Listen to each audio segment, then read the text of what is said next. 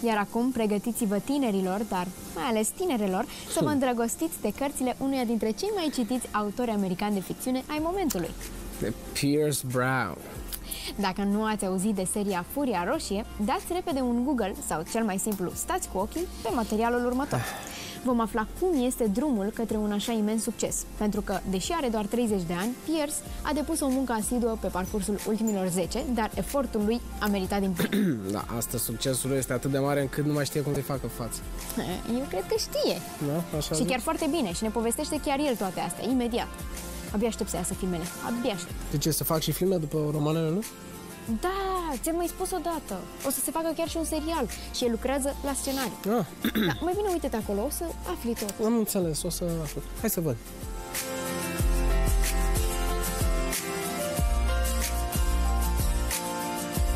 First of all, it's a pleasure having you. You have so many fans here in Romania. I'm sure you're overwhelmed by what happened these days. By the way, is this your first time here? My first time in Romania, yeah, but I've read a lot about it throughout, I guess, my childhood. I mean, first in legends and folklore, but then also in politics lately. But it's amazing to be here. The people are so friendly. I know you didn't get to see much of Romania, but what do you think about the people? What do you think about your fans? They're so amazing. Well, they're amazing.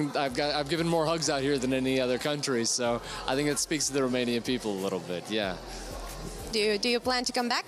Of course. I think I have to say that, right? No, but I will, yeah. I mean, I love the food and I love the people, so that's why I come back to countries. Well, I must tell you, our TV show is called Cool Stories. So we love stories. That's why I'm going to begin by asking you, how did your story as an author begin, as a writer? And maybe if you want to tell me how did your story as a reader begin, that would be great. Well, they kind of go hand in hand. I mean, I lived in 8 states growing up, so I went to 12 different schools, and I was following my mom around the country, actually, with my dad as well, but my mom's job took us around the country, and she was actually in she was in TV broadcasting, and so she was the general manager of TV stations. And so we followed her around, but that means it was very difficult for me to have friends along the way. And so I brought books with me instead of friends. Yeah, and so I would grow up near the woods, I would grow up near mountains, and I would take basically my books and a walkie-talkie into the forest and play all day and make forts and read books. And my dad would call me in for dinner with the walkie-talkie. And so that was my childhood, and it made sense that I become a writer. And I started writing a book at 18, and it was terrible book. But I wrote 6 books before I wrote Red Rising, and it took a lot of effort and trial and failure, but I started learning the process, and I finally found the story that I was meant to tell, I think. Yeah. Yeah, I was going to ask you, how would you describe your journey as an author, the publishing journey?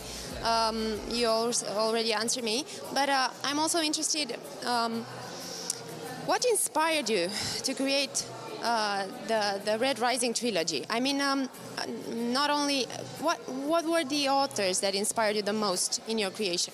Yeah, quite a few things inspired me, but I grew up reading about Greek mythology because I thought it was so interesting, a culture, yeah, but a culture that created their gods to be so human, gods that were exaggerated forms of human beings that were selfish and petty. And I think that I was really interested in that as a kid, and so I was reading Antigone and being struck by how large a sacrifice Antigone made for the honor of her brother and for the honor of her family, to bury her brother when it was expressly forbidden by the tyrant of her city.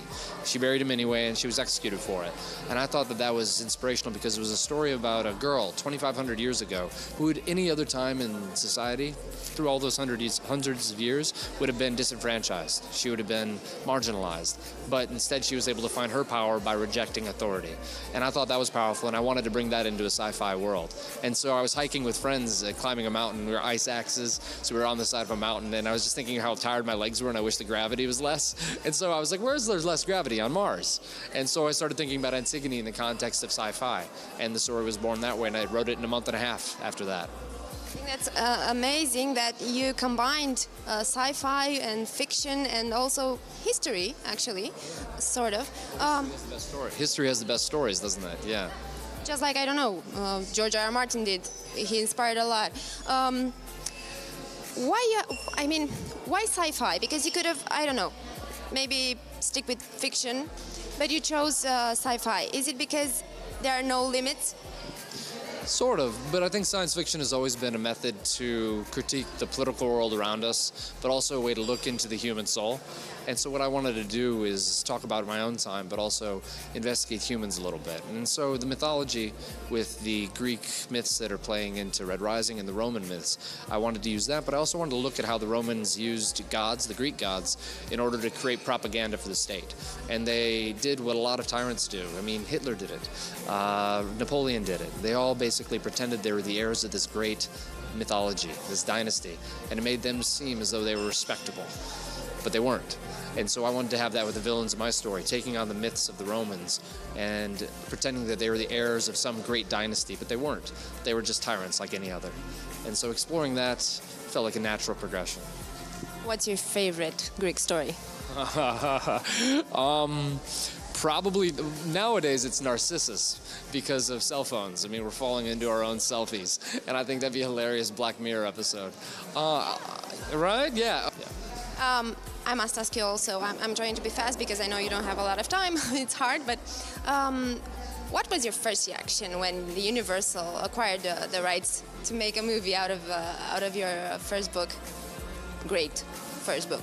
And also tell me a bit about this experience because maybe I didn't understand very good. You're working at the screenplay, you're writing it, and also you have 2 TV shows, right, in work? So I sold it to Universal and felt like shock and awe. I didn't think, and it was a bidding war between Sony and Universal, and it was incredible, and I got to write the first 2 drafts of the script. But over that process, I found out that it wasn't going to make the movie that I wanted to make. And so I actually have the rights back now, and we're making a TV show out of it. So I'm writing the scripts for the TV show because I think a TV show is a more natural way to explore this big world. And you haven't read it yet, but when you do, you'll find out how many. No.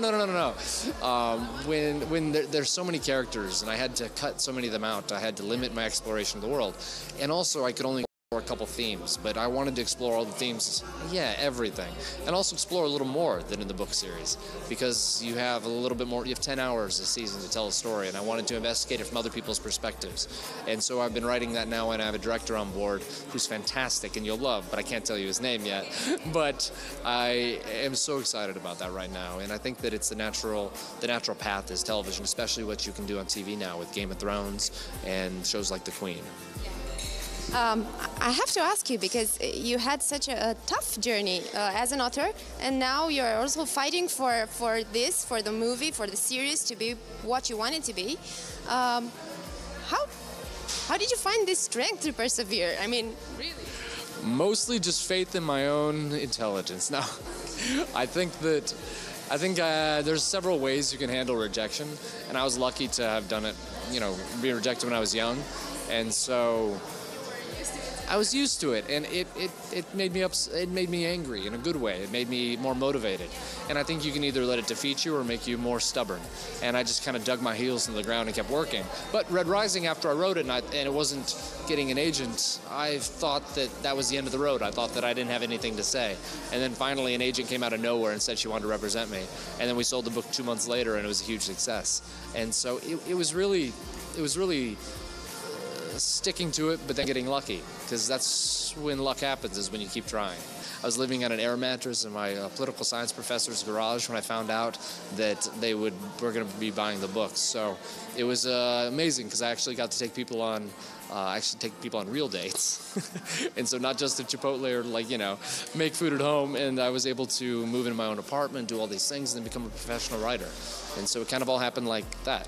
But 7 years and then that, Yeah, but hey, it could have been worse. It could have been much older, and that struggle could have happened, How do you handle such a huge success? How do you interact with your fans?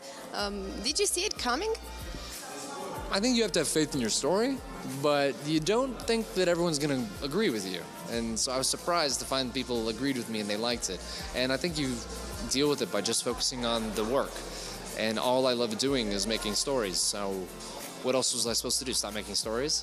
No. I mean, the most enjoyment I get is out of stories and then interacting with readers like I did in Romania today. Yeah.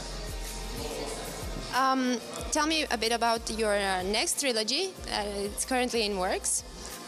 What is it about? Is it a follow-up?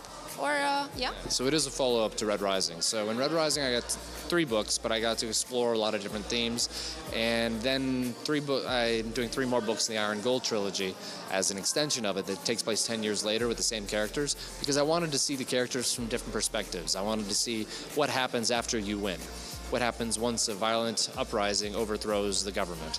And I think we saw in Arab Spring how difficult that is. I think we've seen in a lot of Eastern European countries how difficult it is to maintain democracy and to maintain hope with corruption and things like that. And so for me, it's about exploring the idea of how do you keep hope alive when it's founders, when it slows down because your own allies don't agree with you. And it's also about looking at a Messiah character, Darrow, and how he handles winning and what happens when his own side thinks that he's an irrelevant weapon, a tool that no longer exists in the modern age.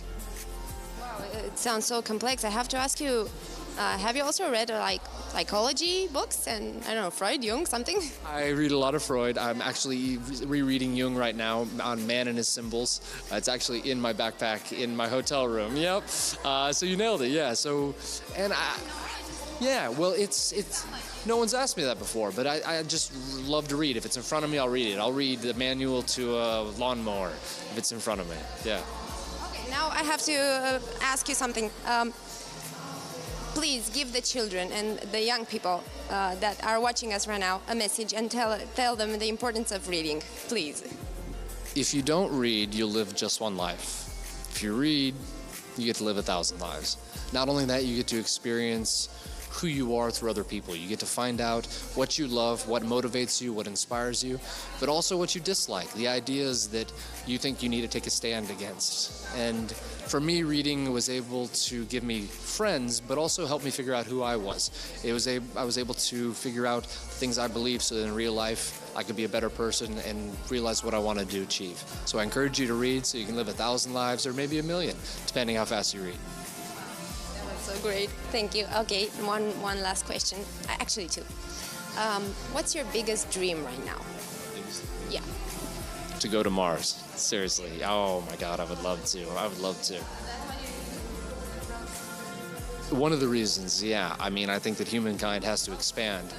But I think we're so focused on our own issues now, politically, socially, militarily, that we are. I did, yeah, and I would love to go to Mars, even if it's just for a little vacation. I hope you'll get there. I really hope that. And Yeah. Okay, and one last question, because we're a happy channel. What does happiness mean to you? What makes you happy? I know it sounds like a cliche, but every time I get an answer from people, I'm like, wow.